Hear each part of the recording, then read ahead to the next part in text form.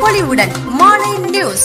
சென்னை பத்திரிகையாளர் மன்றத்தில் ஜமாஅத்தே இஸ்லாமிய ஹிந்த் மகளிர் அணியினர் செய்தியாளர் சந்திப்பில் அகில இந்திய மகளிர் அணி செயலாளர் ராபியா பசரி, தமிழ்நாடு மகளிர் அணி தலைவி ஃபாத்திமா, சென்னை மாநகர தலைவி ராகிலா, சென்னை மாவட்ட பொறுப்பாளர் லஷியா, செய்தி தொடர்பாளர் சாஜிதா மற்றும் ஹமீதா ஆகியோர் தெரிவித்தது.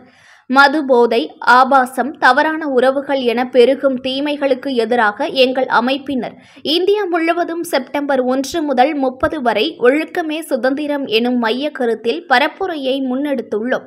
போதை நாட்டையே நாசப்படுத்திவிடும் என்பதால் போதைப்பொருள் இல்லாத தமிழ்நாடு திட்டத்தை முதல்வர் மு.க.ஸ்டாலின் முன்னெடுத்துள்ளதை நாங்கள் வரவேற்கிறோம்.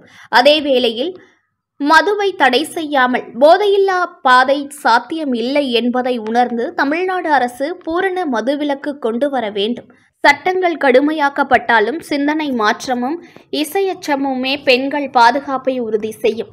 அதேபோல் ஒருபால் உறவு, கள்ள உறவுகள், திருமணமாகாமலேயே சேர்ந்து வாழ்வில் போன்ற இழிவான செயல்கள் பெருகி வருகின்றன. இதுபோன்ற செயல்கள் வருங்கால தலைமுறையை நாசப்படுத்திவிடும். இந்த கேடு கெட்ட செயல்களை தடுத்து நிறுத்தப்பட வேண்டும். ஒழுக்க மாண்புள்ள சமுதாயத்தை அனைவரும் ஒன்றிணைந்து உருவாக்கவே இந்த மாபெரும் பரப்புரை என்றார்கள். தமிழகம் முழுவதும் உள்ள எங்கள் நிர்வாகி உறுப்பினர்களை கொண்டு இந்த 1 மாதம் முழுவதும் மாவட்டங்கள், நகரங்கள், கிராமங்கள் தோறும் வீடு வீடாக சென்று மகளிர் அமைப்பினர் பரப்புரையை செய்ய உள்ளார்கள். அதனால் உடனடியாக எந்த மாற்றமும் வராது என்று தெரியும். ஆனால் ஒரு முயற்சி எடுக்கையில் அதில் ஒரு சிலர் பயனடைவார்கள். அதுவே எங்களுக்கு கிடைத்த வெற்றி எனவும் அவர் தெரிவித்துள்ளார். இன்னைக்கு தமிழக அரசு போதையில்லா ஒரு தமிழகத்தை கொண்டு வரணுங்கிறதுக்காக ஆகஸ்ட் 11ஆவது நாள் அவங்க வந்து அந்த இதை ஏற்படுத்தினாங்க. அந்த நாளாக இது பண்ணாங்க. ஆனால் மது கடைகளை ஆங்காங்கே திறந்துவிட்டு போதையில்லாத ஒரு சமுதாயத்தை, போதையில்லாத ஒரு தமிழகத்தை எப்படி நாம் உருவாக்க முடியும்? அதனால் நாங்க தமிழக அரசுக்கு ஒரு முதல்ல போதையில்லா ஒரு தமிழகத்தை கொண்டு வரணும் அந்த உணர்வுக்காக நாங்கள் பாராட்டி தெரிவித்தாலும், அதே நேரத்துல எப்ப போதை இந்த போதையில்லா தமிழகம் எப்ப உருவாகும் அப்படின்னு பாத்தீங்கன்னா மது கடைகளை மூடும் போதுதான் நடக்கும். மது கடைகளை திறந்து விட்டு நம்ம வந்து பூரண மதுவிலக்கு இல்லாமல் நாம் போதை இல்லாத தமிழகத்தை ஒருபோதும் நம்ம வந்து நிகழ்த்தி காட்ட முடியாது. ஆக அந்த தீமைகளின் தாய் என்று இறைத்துதர் அவங்க சொல்றாங்க. மதுவை தீமைகளின் தாய்ங்கிறாங்க. அப்படிப்பட்ட அந்த தீமைகளின் தாயா இருக்கக்கூடிய மதுவை நாம் பூரண விலக்கு கொண்டு வந்தாதான் நம்ம போதை இல்லாத ஒரு தமிழகத்தை, ஒரு நல்ல ஒழுக்கம் மிக்க ஒரு சமுதாயத்தை நம்ம வந்து உருவாக்க முடியும் என்று நாங்க அரசுக்கு வந்து தெரியப்படுத்துறோம்.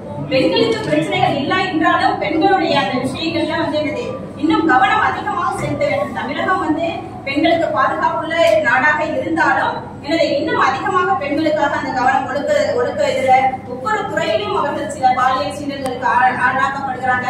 அந்த பாலியல் சீண்டல்கள் இருந்து அவர்கள் காப்பாற்றப்பட வேண்டும். அப்போ ஒவ்வொரு துறையிலையும் இந்த ஒழுக்க சீரழிவு என்பது வெறும் உடை, கலாச்சாரம் அந்த மாதிரி இல்லாம, உறவுகள் சம்பந்தமாக இல்லாம ஒவ்வொரு விஷயத்திலுமே இந்த ஒழுக்கத்தை கொண்டு வரக்கூடியதா இருக்கணும். நம்மளுடைய நடை, உடை, பாவனை ஒவ்வொரு விஷயத்திலையும் இந்த ஒழுக்கத்தை வந்து நம்ம முன்னிறுத்தி நாம் இந்த பரப்புரையை கொண்டு வரோம். இந்த பரப்புரையின் மூலமாக நாம் பல்வேறு கல்லூரிகளிலும் பள்ளிக்கூடங்களிலும் நாம் விழிப்புணர்வு நிகழ்வுகளை ஏற்படுத்துறோம். இது பெண்களால் நடத்தக்கூடிய ஒரு பரப்புரை நிகழ்வாக இருந்தாலும் இது பெண்களுக்கு மட்டும் இல்ல. கற்பு என்பது பெண்களுக்கு மட்டும் சொந்தமானது கிடையாது, ஆண்களுக்கும் உரித்தானதுதான் கற்பு. அப்ப ஆண்களுக்கும் இந்த செய்திகளை கொண்டு போய் சேர்க்கிறோம், பெண்களுக்கும் கொண்டு போறோம். இது முஸ்லிம் பெண்கள் நாங்கள் தொடர்ந்து எடுக்கிறதுனால இது முஸ்லிம் பெண்களுக்கான ஒரு பரப்புரை மட்டுமல்ல, இது ஒட்டுமொத்த சமுதாயத்தையும் ஒழுக்கத்தின் பால் நாம் கொண்டு வருவதற்காக இந்த செய்தியை நாம் இங்கே கொண்டு வந்தோம். புத்த புது பொலிவுடன் மாலை நியூஸ்.